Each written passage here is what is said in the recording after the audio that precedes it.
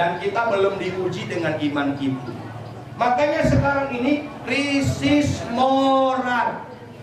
Agar moral ini bagus, anak-anak kita di sini bagus.